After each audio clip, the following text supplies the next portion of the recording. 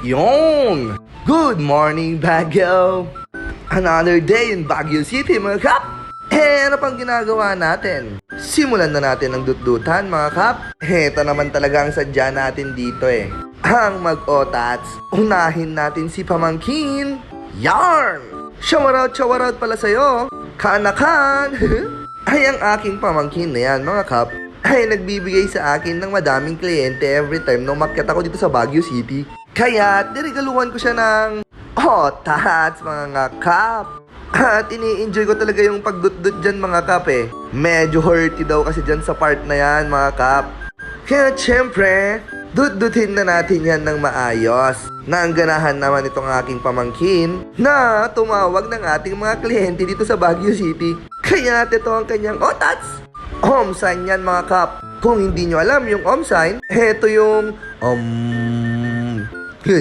Yun.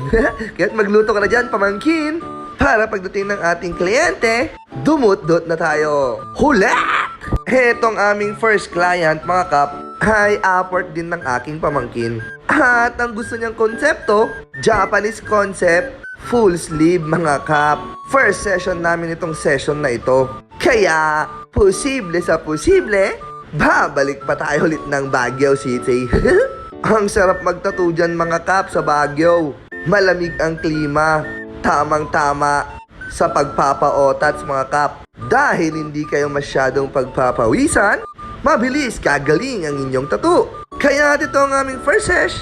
Lagi niyong tatandaan, Norem Turuging Taganasya. Tattoo artist, kung gusto mong patattoo, inbox nyo lang ako. Thank you!